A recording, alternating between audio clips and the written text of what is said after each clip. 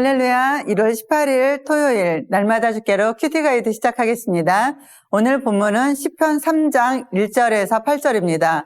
구원은 여호와께 있사오니 제목으로 말씀을 살펴보겠습니다. 오늘 우리가 살펴볼 시편 3편은 다윗이 압살롬의 반란을 피해 도망가던 상황에서 지은 시입니다. 다윗의 절박한 심정과 하나님께 대한 신뢰를 알 수 있습니다.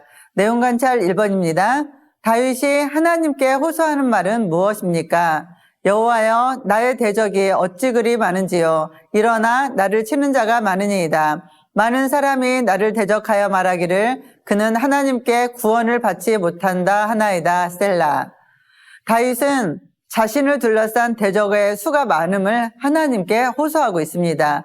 여기서 대적은 단순히 물리적인 적만이 아니라 다윗의 왕권과 생명을 위협하는 존재입니다. 대적들은 다윗에 대해 그는 하나님께 구원을 받지 못한다라고 말하며 다윗의 하나님과의 관계를 부정합니다. 단순한 비난이 아니라 다윗의 신앙과 소망의 근거를 공격하는 심각한 조롱입니다.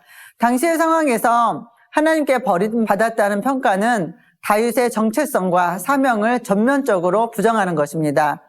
다윗은 밧세바 사건 이후에 하나님의 징계로 고난을 겪고 있지만 여전히 하나님을 신뢰하고 기도합니다. 하나님의 주권적인 은혜가 유일한 자신의 구원의 길임을 고백하고 있는 것입니다.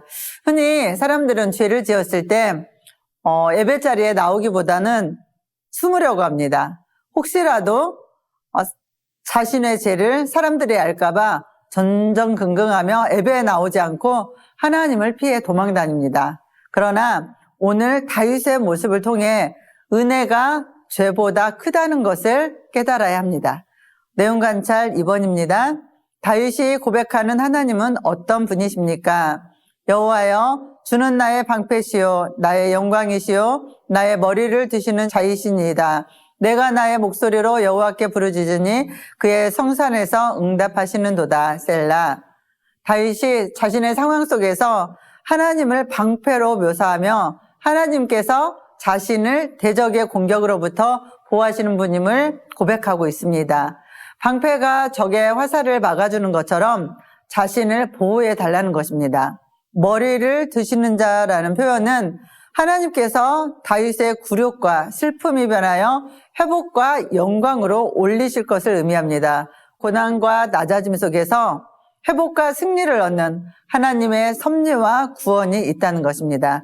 또한 다윗은 자신의 목소리로 하나님께 부르짖으며 하나님이 성산에서 응답하신다고 고백합니다. 성산은 하나님의 임재와 언약을 상징하는 장소입니다. 하나님께서 자신의 백성과 함께 계시고 또 언약적 신실함을 이루어 가시는 분임을 이야기하고 있는 것입니다. 하나님은 기도의 주권적 응답자입니다. 자신의 뜻 안에서 성도의 기도에 응답하십니다. 따라서 성도는 하나님의 주권을 신뢰하며 언약의 신실함 안에서 기도해야 합니다. 내용 관찰 3번입니다. 다윗이 대적을 두려워하지 않는 이유는 무엇입니까? 내가 누워 자고 깨었으니 여호와께서 나를 붙드심이로다. 천만인이 나를 에워싸 진친다 하여도 나는 두려워하지 아니하리이다. 아멘. 다윗이 대적을 두려워하지 않는 이유는 하나님께서 그의 삶의 모든 순간을 주관하고 계심을 알았기 때문입니다. 5절에서 다윗은 자신이 평안히 잠을 자고 깰 수 있었던 것이 하나님의 보호 때문이라고 고백합니다. 비록 대적들에게 둘러싸인 위기였지만 하나님께서 붙드신다는 믿음으로 평안을 누릴 수 있었던 것입니다. 인간의 관점에서 볼 때 다윗은 매우 두려운 상황에 처해 있었지만 하나님의 주권적 보호를 신뢰함으로 두려움을 초월했습니다. 이는 하나님의 은혜와 보호에 대한 깊은 확신에서 오는 결과입니다. 영구와 묵상 4번입니다. 다윗이 큰 고난과 어려움을 당하고 있음에도 믿음이 흔들리지 않을 수 있었던 이유가 무엇인지 묵상해 봅시다. 다윗의 믿음이 흔들리지 않을 수 있었던 이유는 하나님에 대한 절대적인 신뢰와 언약에 근거한 확신에서 비롯된 것입니다. 다윗의 믿음은 단순한 심리적 강인함이 아닙니다. 하나님께서 그의 삶과 역사를 주권적으로 다스리는 언약에 신실하신 분이라는 확실한 믿음에 기초하고 있는 것입니다. 하나님께서 다윗에게 주셨던 언약은 사무엘하 7장 12절에서 16절에 다윗의 왕권과 그의 후손을 통해 하나님의 나라를 세우실 것이라는 약속이었습니다. 이 언약은 다윗이 고난과 실패가 오더라도 하나님께서 자신의 뜻을 이루실 것이라는 확신을 주었습니다. 그리고 다윗에게 주신 언약은 오늘날 예수 그리스도를 통해 우리에게도 이루어집니다. 그러므로 성도인 우리는 자신의 환경이 아닌 하나님의 주권적 통치와 약속에 의지하여 어떠한 고난에도 흔들리지 않는 믿음을 가질 수 있습니다. 삶의 적용 5번입니다. 나는 고난 중에 누구를 먼저 찾습니까?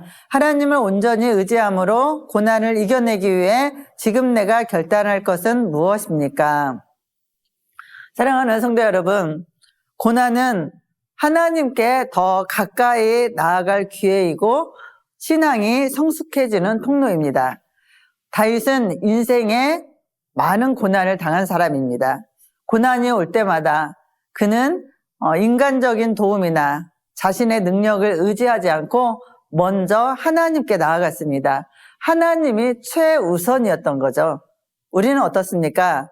고난이 올 때 가장 먼저 이 땅에서 인간적인 방법을 생각합니다.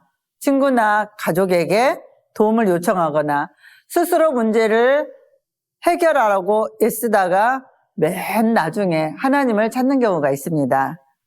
그러나 우리의 삶에 고난이 찾아올 때 구원은 하나님께 있음을 기억하며 승리하시기를 주님의 이름으로 축복합니다. 감사합니다.